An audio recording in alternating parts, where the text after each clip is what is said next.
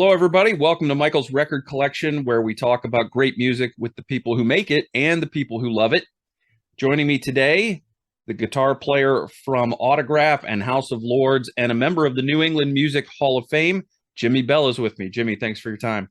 Oh, my pleasure. How you doing today? I'm doing great. Where are you calling in on Zoom from today? I live in Connecticut, actually. Sort of close to Hartford. But it's outside of it. So I do my 8 mile walk at 3:30 in the morning in peace.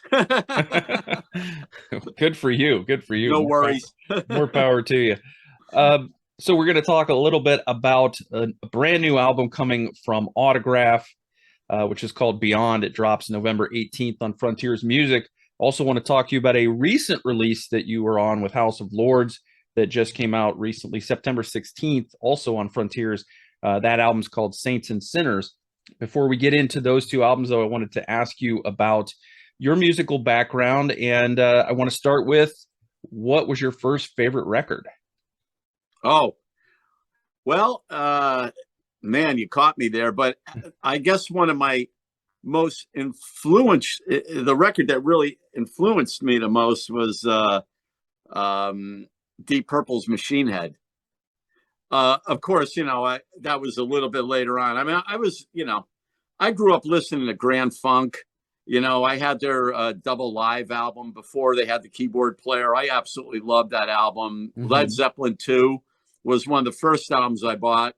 Matter of fact, I brought it back 3 times because I thought in Whole Lot of Love, when they go into that weird part, I thought the record was warped. So I kept returning the record until I realized, I said, there's something wrong with this record every time it gets to this spot, But but Machine Head was a game changer for me. I was really got into Richie Blackmore. And one other record I have to tell you was what started my musical journey on guitar, was from guitarist Johnny Winter. It was called Johnny Winter, and it was a live album. It had Rick Derringer on it, and the guitar playing on that is what really kind of took me away from my drum scholarship that I had and landed me into guitar, and I never looked back. Well, Johnny Winter and Rick Derringer will do that, I think. Yeah. So yeah. Johnny was just, that album is just amazing, the Johnny Winter and. Yeah. All right. Well, it's good to know. Now, were you the first one in your family to become a musician? Were there musicians previously in your family? Well, I'm an only child, number one, but my mom used to get up and sing with bands. She knows how to play piano a little bit, but she would always get up and sit in with, a lot of the groups that were around. So she had the voice. And I guess basically, they could see that I really love music. When I was a baby, they used to put me to sleep with records on. But my first love for music was really big band music. I grew up listening to Glenn Miller, Benny Goodman, Harry James, Gene Krupa. I was, being a drummer, I was a big Gene Krupa freak, so, that's what I kind of started off with. Wow. That's unusual for, a guy who known for some guitar shredding to have come up with that kind of music, but that's great. See, everybody kind of arrives at their path a little differently. So I always like to ask about that. How old were you when you started with guitar lessons? Well, let's see, I was a drummer from 10 to 13. I had a guitar when I was a kid, and I held it upside down because I'm left-handed. The strings were all backwards at first, but so I played music all through my school years. But guitar I took up seriously at age 13, and that's really kind of where that story started. When I was a drummer, the guys came over to my house, and I was jamming with some guys. They were in high school. The guitar player left his guitar out of the case, and it was he had an old 70s Big Muff Fuzz. So after he left, I go, so I turned on the amp, turned on the fuzz box, and I hit a low string on his guitar. It was a right-handed guitar, but I just played it, and then that sound just went, oh my God, this is what I want to do. I mean, from that point, I literally dropped my drum scholarship immediately to learn how to play guitar. How long did it take you before you realized that you really had a knack or a talent for that instrument? Well, honestly, um, it happened kind of fast because once I got the guitar in my hand, I never put it down.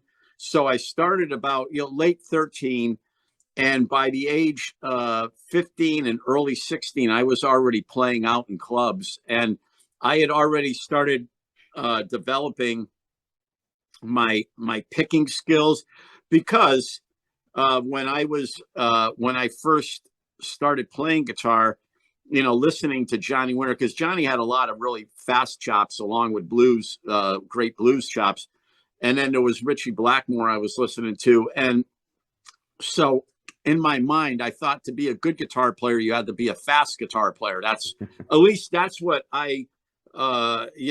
really caught my ear was when somebody did something fast. I went, wow, did you hear that? So um, I really practiced hard picking techniques and everything. I tried to develop my speed skills. So uh, in my early days, that was kind of what I got known for right away was Mhm. being able to do that. And then as I progressed, uh, you know, this hand and this hand started really syncing really well. So everything started flowing real nice. So that's when people started to really notice what I was doing, Yeah. basically. Let's move forward a few years now. You were in a band that was invited to tour with Joan Jett, and I guess the story is that's how you got to be a member of the Huns in the Michael J. Fox Joan Jett movie Light of Day. Is that correct? That's exactly how it was. We were with a management company. We got picked up by someone that was working for Blackheart Records. He was starting a new management company, and he was partnered with a guy that owned a fleet of tour buses. I mean, everybody uses tour buses, Motley Crue, all the big Hmm. bands. So he saw us and signed us on, and immediately, all we had was a 3-song cassette, which was kind of weird, but immediately put us out on tour with Joan Jett. Joan was doing an East Coast run, and they gave us a tour bus, a driver, and we're in our very early 20s, and we didn't make any money except for $10 a day, but what the hell did we care? We were we were out on tour with Joan Jett and going, Yeah. just going mental.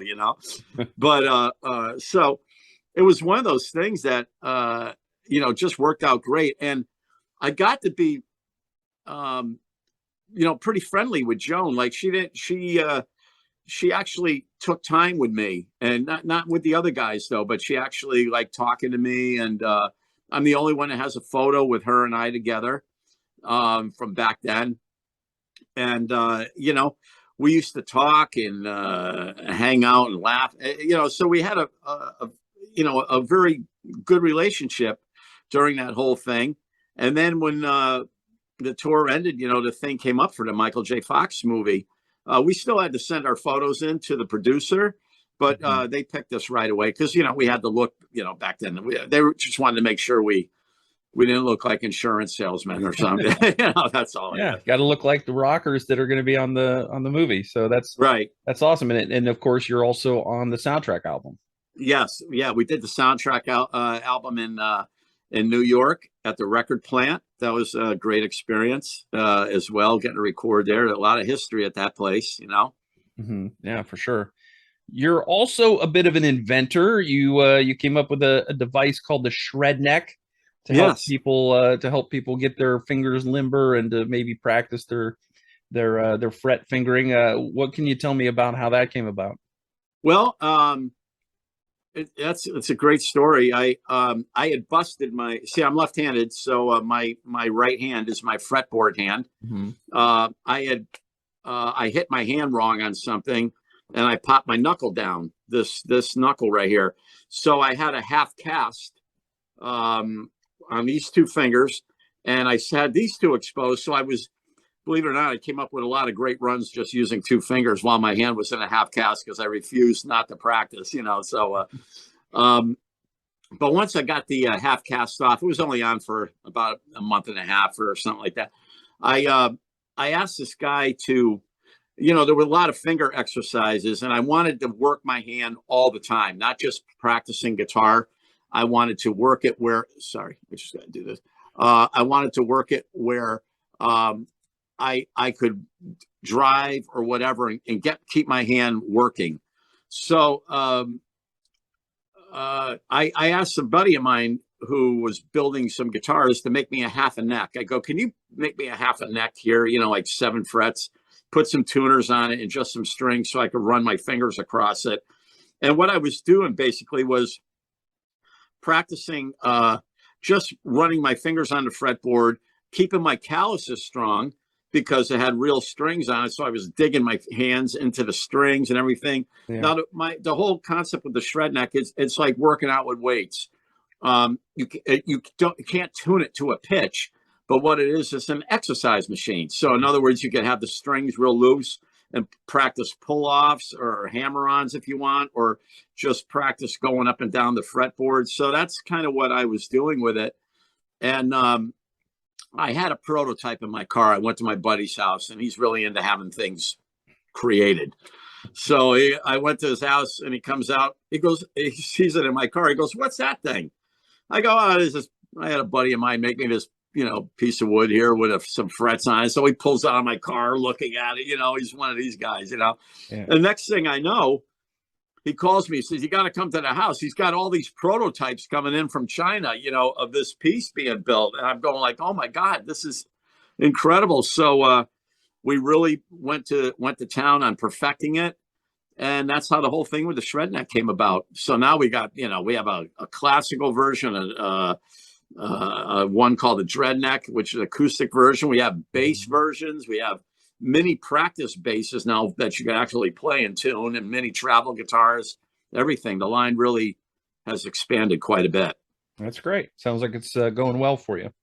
Yeah, it's pretty cool. Yeah. So you joined Autograph in 2019, an established band that had been, I guess they called them a one-hit wonder from the 80s, but to me, they weren't, because I had their album, so I knew more than one song. But then they broke up for a while, got back together, and the new album comes out November 18th. It's the 8th studio album, I believe, and you're first with the band. Is that correct? Yes, it's my first. And it's yourself on guitar. Randy Rand, the original bassist, played bass on this album. He sadly passed away in April. And Simon Daniels, vocalist, he's been in the band since it reformed in 2013. He also plays guitar, and Mark Weiland on drums, who joined in 2014. This is this had to be just an absolute blow to be putting this music together, and then Randy passes away. Well, fortunate. Well, none of it's fortunate, but I would say, the blessing is that Randy played on the whole record, and the record was all turned in. The artwork, everything was all submitted to Frontiers 2 weeks prior to Randy's passing. It was really strange, and the whole thing came about is because Frontiers, I've been with them with, House of Lords since 2005. So right. And I played on a lot of other things that are on Frontiers label, because I actually absolutely love those guys. And they called me about one of these super group projects that they put together. So in the meantime, while they were talking to me about that, they knew I was an Autograph, and they said, "How's things going?" And I said, "Oh, great." Writing up. He said, "You write songs?" I go, "Yeah, of course." Because they know I write songs. I said, "Yeah, I'm writing a bunch of songs, and we're doing stuff. Putting things together." So I didn't mention it anymore. And then the next email, we're talking about the other thing, and then they mentioned Autograph again a little bit. I go, what's going on? So I didn't, say any more about it. Then all of a sudden, a record proposal came through, which was great. I was thrilled because the guys really wanted to be on that label. So it was just something that, Randy was like blown away that this was happening. And, Simon and Mark were just thrilled. So we got right to work. We had already, me and Simon had been working on some things, and I always, ever since I joined Autograph, my main thing was, they gave me freedom to do whatever I wanted in the band. The Mm-hmm. only thing they asked was just to play to turn up the radio solo. I said, well, obviously I would never change that solo anyway. I Mm-hmm. said, but every other song, they let me just do anything I wanted. But I said, this is fine. I said, I'm really enjoying playing these songs, but I said, you do have to realize that I write songs, and I want to do something with this band. I don't want to just go out and play the old stuff. I'd like to see what we could do as a new band. And they were all about it, because right from the get-go, when we went to our first rehearsal, the band sounded like we had been playing together for years. It wasn't even like we walked in that rehearsal room. I played one song with them, and they knew I was their guitar player right off the bat. But I kind of knew them prior to, I met Simon and Mark and everybody a few times before then. And I talked with Randy a lot, and I sent Randy some original ideas right when I got in the band, while I was learning their songs. I wanted to show him that I could write some stuff, and he was blown away. So he was thrilled to be on this. He played incredible on this record. When I tell you, I'm not just saying that because he passed away by any means. He gave an incredible performance on this record. It's one of these things where, I listened to him play, and when Randy and I were very close on stage. We connected, we always were interacting with each other. Mm-hmm. And Randy has a very lazy style of just rocking on the bass, just plays the parts, not, doesn't try to, go mental, but it's thunderous. And that came across like that on this record.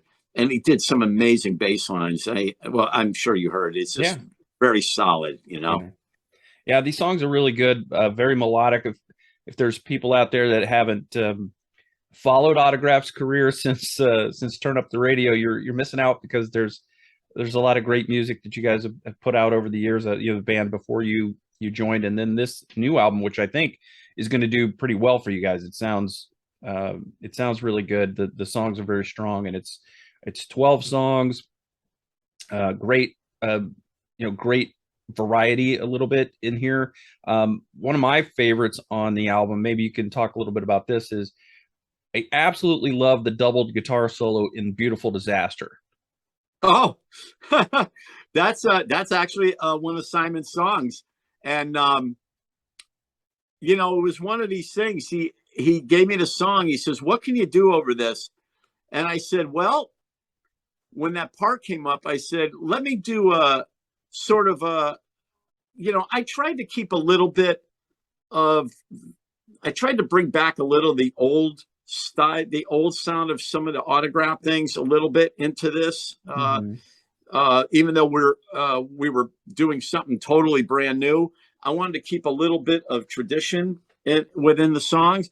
So I know how to do the two-handed tapping thing and everything. I said, let me just do something there in harmony, just to try and see what that sounds like. And it was kind of like a very cool thing that just kind of happened. And I did one track of it, and I said, well, let me harmonize that. Let me see if I could pull this off. And I did. And then once the harmony layer on it, I said, wow, this is, I sent it to them. They freaked out. So it was cool. Yeah, thank you. I think it really pops the way it's doubled like that. I think it sounds great. And it brings me to the question I always have for guitar players is, you've been doing this a while. You've soloed, you've written, I don't know how many solos you've written. How hard is it to write a solo that is unique? Because you've done so many different ways and styles of solos that, at some point you would think, do you subconsciously just write a solo and then find out later, oh, that's very similar to one I did, 5 years ago or whatever? Well, I mean, I think that happens in writing of songs too. Like my computer is loaded with songs, maybe like 200 songs that I've done since I've got this recording studio. And I only got it at the beginning of at late November of last year, because I never needed it before until now. But it's one of these things, you can't help to repeat yourself sometimes, even though you don't try to. You have a certain guitar style, certain things that you do. But I do solos two different ways. I'll either sit and work something out where I know that this is exactly what I'm going to do when the record button goes, or I'm sitting at, like I'm doing right now, sitting at my recording station, and I just start playing around. I'll hit play and let me try that. I don't work anything out, and then once I get a similar thing that I kind of like, a few parts, I'll hit record just to see what happens. Mm-hmm. And a lot of times you get some great magic. I did one solo. It was funny. My wife happened to be downstairs. I was writing a song for somebody, and she happened to be downstairs, just sitting on my couch over here. And she happened to, put her phone on when I did a solo in one take, and recorded me. I didn't know she was doing that, but it was funny. It came out so good that I was so happy that she actually filmed it, because it was one of these things, and I was grateful that I hit the record button, because sometimes you do something and you don't hit the record button. Then when you go back to do it, it's nowhere near what the magic that you just had. Mm-hmm. It's always good to have the record button going. You never know what's going to happen. Yeah, for sure. So out of these 12 songs, how many of these were Jimmy Bell songs that you wrote, or that you at least started and then someone else kind of maybe helped you finish off? I did all of them except for two. Simon brought in Slave Tonight and Beautiful Disaster. He already had those two songs written. Okay. And everything else I wrote. I write a foundation. I'll never take credit and go, I wrote this part. It's not like that. I write a complete song. I give it to the guys. They could tear it apart into pieces if they want, as long as I give them a good solid foundation. They say, yes, I like this. I'm going to go to work on this. Then Simon went ahead and did all the vocals and melody lines and stuff. And Randy added, had some idea. Mark added some drum ideas, but Mark's our producer as well. So we, he went in there and, altered some stuff once the production part came. Mm-hmm. So it was definitely a band effort, but at least for the majority, that's how I did it. That's how I do it even with House of Lords. I give them a full song, mm-hmm. whether they, cut it up or, leave it the way it is. That's on them. Yeah. Now, do you guys share the credits on that then? Like, absolutely. Yeah, yep. That's great, because I was just recently talking about Pink Floyd's Animals album, and there's most of this stuff is credited on that album to Roger Waters. And Roger Waters did not write the keyboard parts that Rick Wright's playing. So it's like, it's kind of weird. You're sitting there thinking, why does this guy get credit for writing the song when he clearly didn't write this other part that's integral to the song? Yeah, no, you're absolutely right. When you're in a band situation, and also you want to keep peace with the band. Perfect example. I was, you watched the Bohemian Rhapsody movie. I like watching that. And in somewhere in the segment when they're recording, they're arguing about getting whose song on the record, because they all kept their own personal credits for the thing. And then when they get Freddie back in the band, they say everything's just written by Queen, equal split, and it keeps peace. Mm-hmm. And why not? We're a band. We're like a family. So if one person does more and the other one doesn't do as much, it doesn't make a difference, because we're a family. And it's and look at it. It's not the record industry the way it is now. It's not like it was back in those days. It is what it is.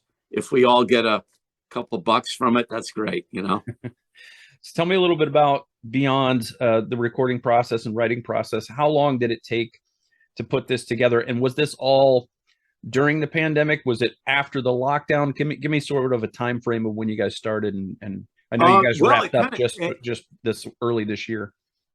Well, we no, it came in let's see. We did 20 it came early. Right, we did all of our summer dates in 2021. We had a big right after the after COVID, all our tour dates started up. So right at the beginning of June of 2021, things started rolling again. So we were very, very busy the whole summer. Mm-hmm. And then uh, later on is when the the negotiations about the contract came in. But once that all happened, uh, we put our mind to it. They gave us, they give you a time frame. We want it delivered by a certain. I can't remember if we signed it in February. I know we were on the road. Believe it or not, I have a photo of us signing the contract. We were playing a gig somewhere around December. I think it was in December, actually. Mm-hmm. We signed the contract. They gave us a time frame right after that, maybe from January to before the end of April. And we had that record. We got right to work on it. And we had that record turned in 2 weeks before we were supposed to, which was great. Especially considering what happened with Randy. It was just a blessing. Yeah. The only thing we had to do after Randy's passing is we wanted to have a special page in the booklet dedicated to him. So we had to redo some of the artwork in the booklet. Only fitting, of course, Yeah. Now, did Frontiers provide the artwork for the album? Nope.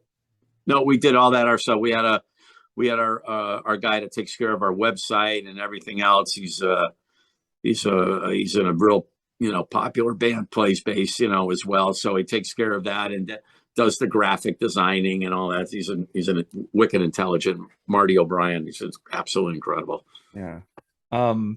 How much or how many albums is your deal with Frontiers? Well, I think they always do a 3-album deal. I'm not positive. It's the first one, then the options on them if they want to keep going. Yeah. So I'll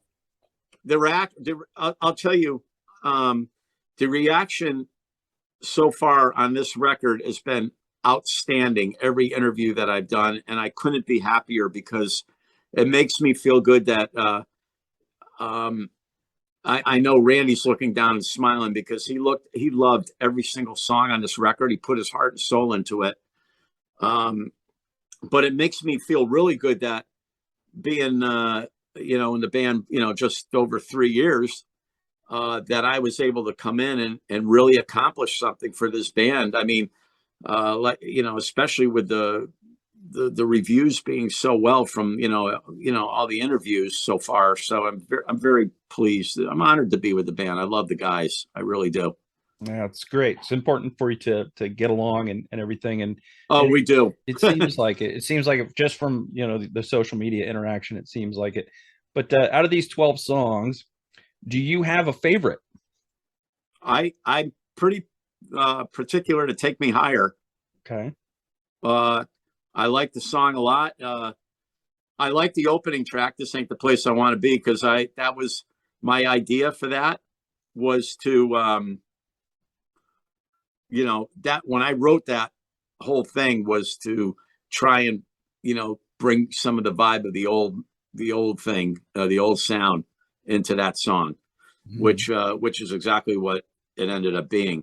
But Take Me Higher, when I listened to it, it has such a strong chorus. Simon did just a miraculous job on that song that I go like, wow, this is a beautiful chorus. It just lifts. It comes. Yeah, the song just constantly lifts and lifts by the time it gets to the chorus. It's really cool. I love Gotta Get You. There's just something about that song that's just a straight rocking tune. I just kind of dig it. Everybody has their favorites. People in Europe, the interviews I do in Europe, all love the song To Be Together. They really like that track a lot more. And honestly, I barely listened to that one. So it was kind of funny when Frontiers wanted to put that out as one of the lyric videos. I go, really? Oh, okay, whatever you want to do. Well, it's good that it's being received like that, because as the album closer, it's important because it makes the listener want to listen again. Yeah, it's great. Yeah. For live shows, you guys have replaced Randy with Steve Unger from Metal Church. Is that correct? Yeah, Steve offered to come in and fill in on all dates. We haven't made an official announcement or anything. We just, people were, asking us, well, who's playing bass, who's playing. I mean, we couldn't just, we had to take somebody quickly because we had contracts that were signed, prior to Randy's passing that we were obligated to. So Steve stepped in because he came in, he could sing really well. He played the parts really solid. He's there. He totally understands the situation. He never says, "Hey, when are you gonna announce that I'm an official member?" He never brings that up. He's just he knows he comes to all the gigs and everything. Well, the time will be right if that's the way it's supposed to be. Yeah. Yeah. Well, I mean, yeah. Today is the past 6 months for Randy passing today. Wow. Yeah.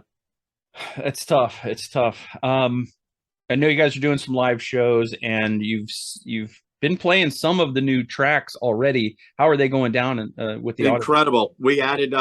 We started off with "This Ain't the Place I Want to Be," and that just went over incredible. But over this past show that we just did in California with Quiet Riot, we added "Gotta Get You" and "Take Me Higher." And they just went over fabulous. I was thrilled. I really wanted to get "Take Me Higher" into the set because it's one of those. I call it a mid-tempo ballad. Simon doesn't call it that, but I consider it one of those, Def Leppard, that type of vibe, Sure. Yeah. And I really dig that, and it just went over really good. It's we're very selective of what we want to do. Of course, when you come out with a new record, you can't load up the set list with all new songs, although we'd love to.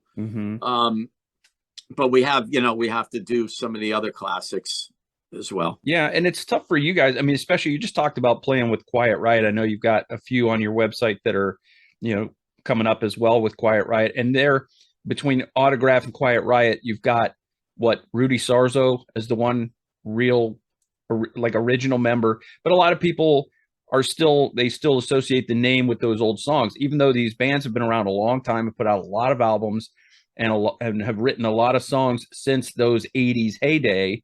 And some of these performers, like Simon, for example, he's been in the band almost 10 years now. And 10 years, decade now. I mean, so you're in a band for 10 years, you have some ownership in that, even if you weren't there, when the band was created, exactly. right? Well, yeah. Well, let's put it this way. Simon's been the lead singer of Autograph longer than Steve Plunkett was. The band, dissolved way before then. The original lineup didn't last that long.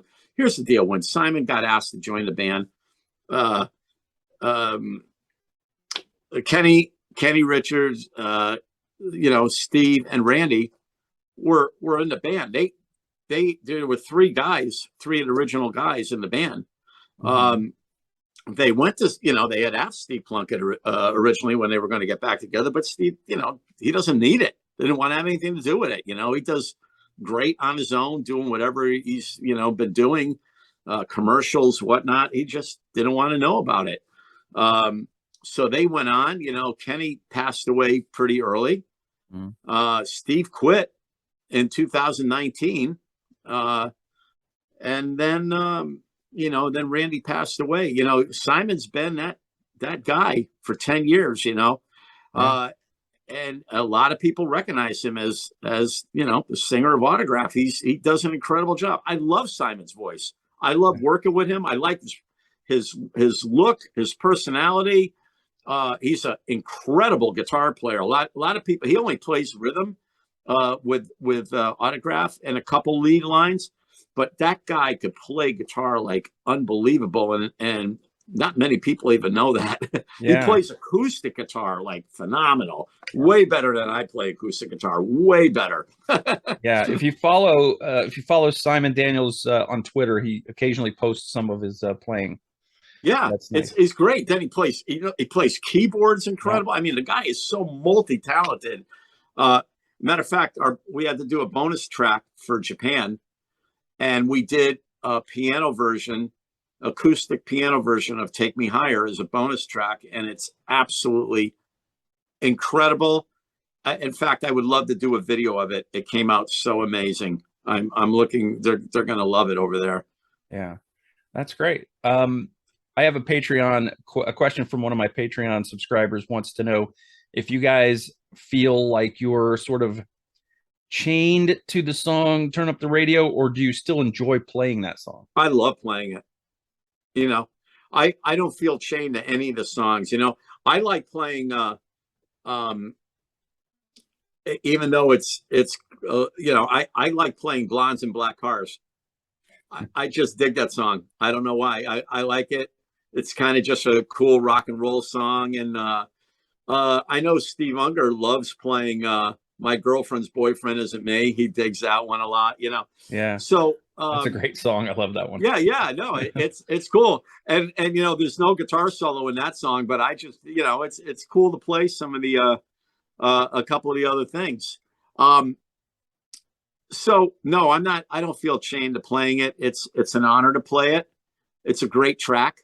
Mm-hmm. And you know, honestly, like you said earlier, you know, the reputation that Autograph had as being a one-hit wonder band, the majority of the audience, I hate to say it, like a lot of times when we're playing, don't really recognize a lot of the other songs because we play, you know, festivals a lot. They don't recognize a lot of the other songs except for the people that are really hardcore Autograph fans, you know, will know a bunch of the other material, but you know, everybody will at least know Turn Up the Radio pretty much, you know. So it's, you know, it's one of those things. That's the one that like even the casual fans, they've heard it, and as soon as it starts up and it hits the chorus, they're singing along right there with you. Yeah, it's like I tell when people ask me, oh, you know, I say I play with Autograph, and they don't really know what that is for a minute. I say, oh, they were, you know, band from the 80s. They did a song, Turn Up the Radio. And then they go, oh, you mean the song that went, Turn Up the Radio? I go, yeah, that's it.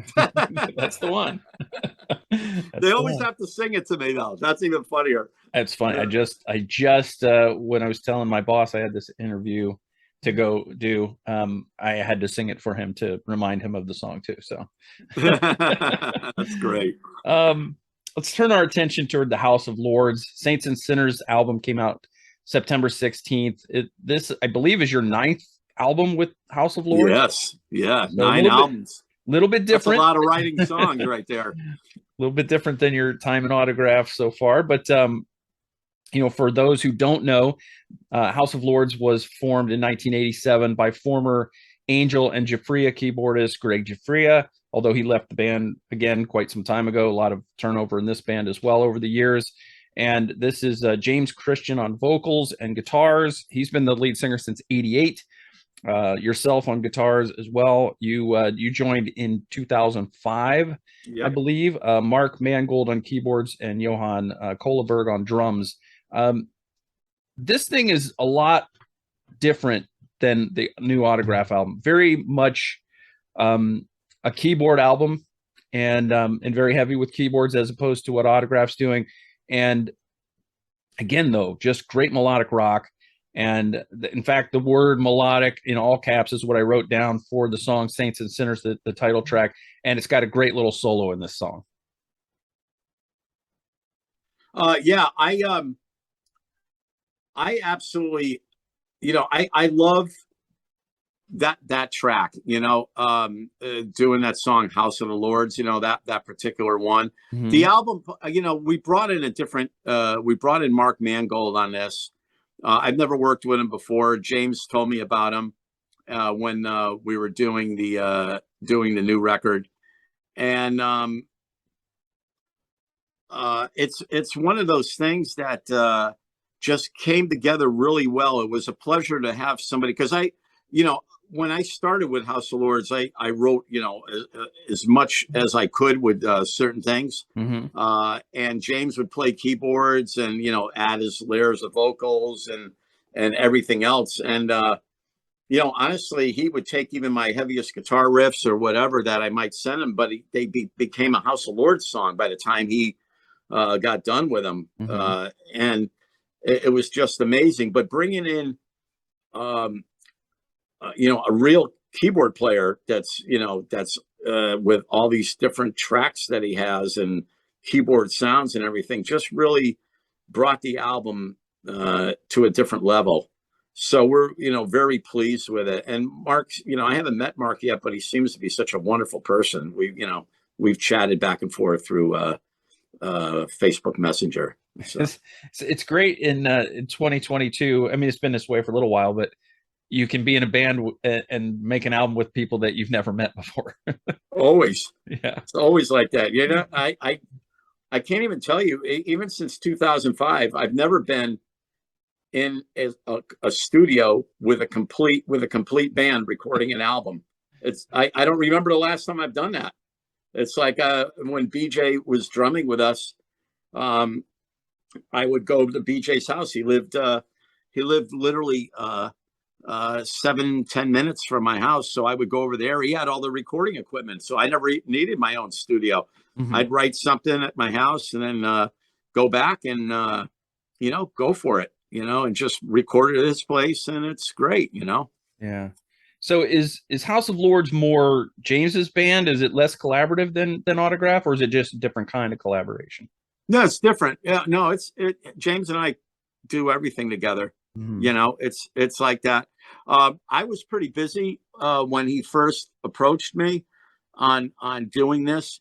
Here's the thing. I've written so many songs for House of Lords that James forgets about things. Like every House of Lords record that I've ever done, I've written about 15 to 16 songs. Wow. And there's always extra songs left over.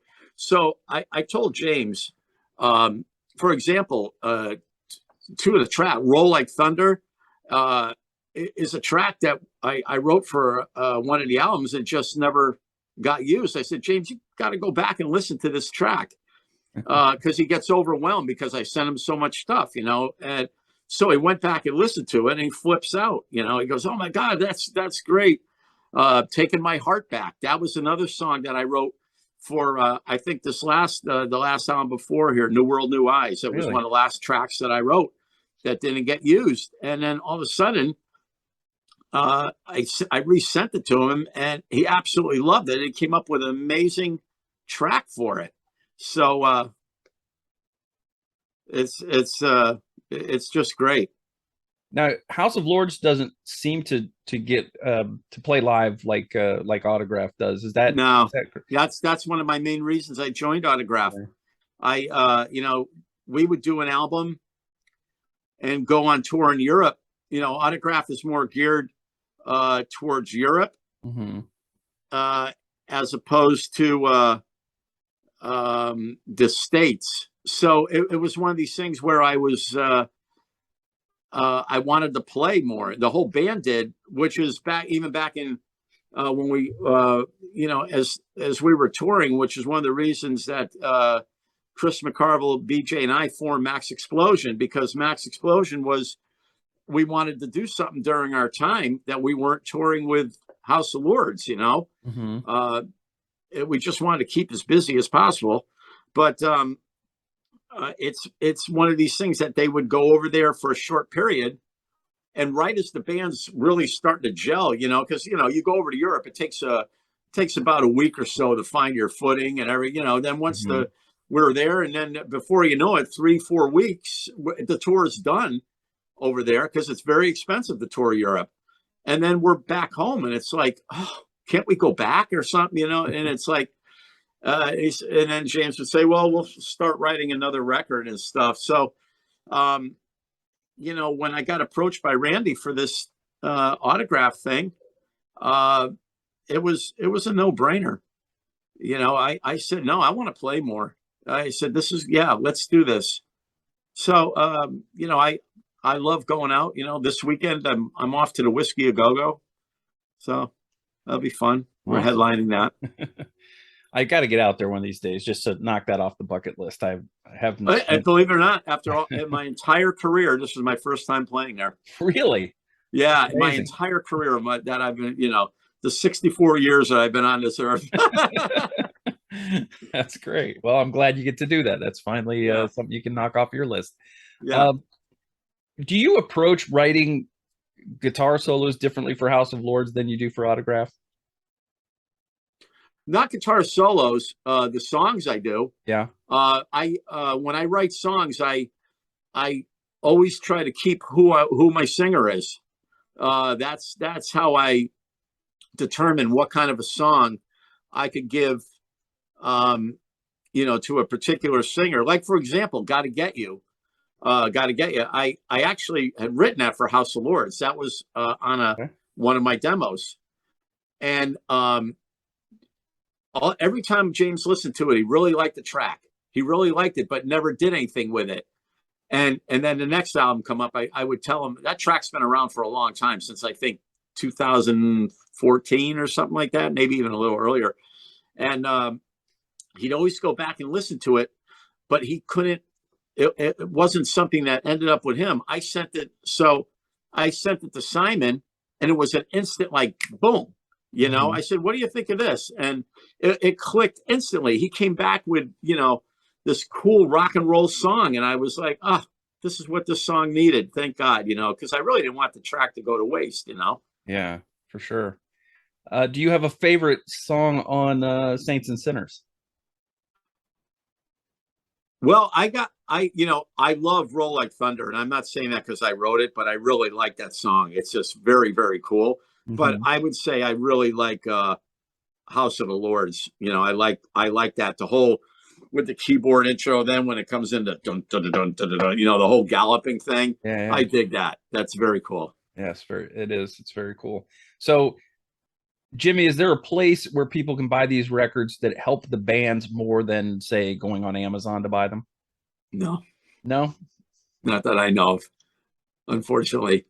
So I know you can get them on the Frontiers website. That's Um, always good to get them there. yeah, and a lot of times I haven't checked on these two releases specifically, but a lot of times you can get an exclusive colored vinyl at the Frontiers web House of shop. Lords, the House of Lords one has it.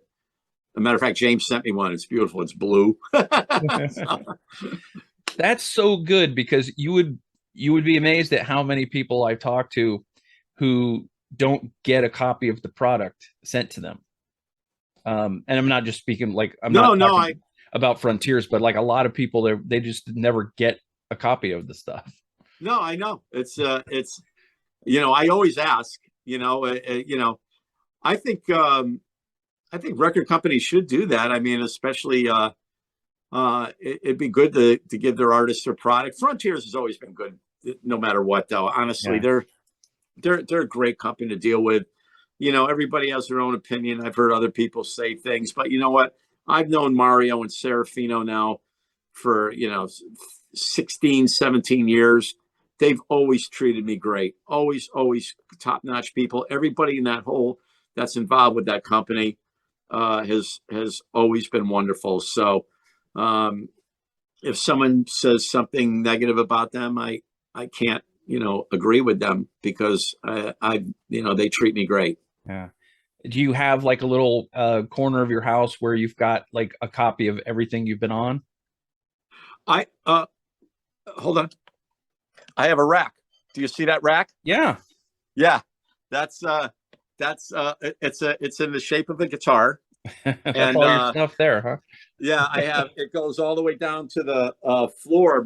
Most of those are records I played. However, there is a lot of one-off records that I have done, like solo shot, a single solo on somebody's album that I don't Hmm. have.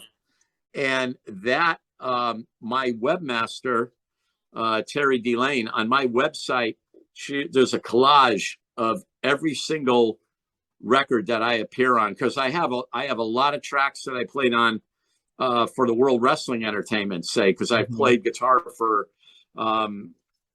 I played since about 2006, I believe. I done some up to about 2006 to about 2015.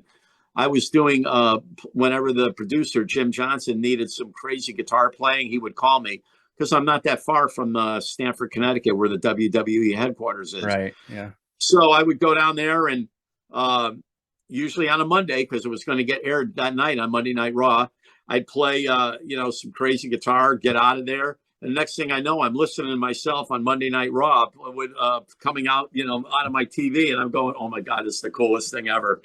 You know, Yeah. as a wrestler is walking out to me playing guitar, it's great. That's different. That's you get to do walkout music. You get to do be part of this you know classic 80s band. You get to be part of House of Lords. It's great to have a little variety in your career. Yeah, it's been a good life. I'm very blessed.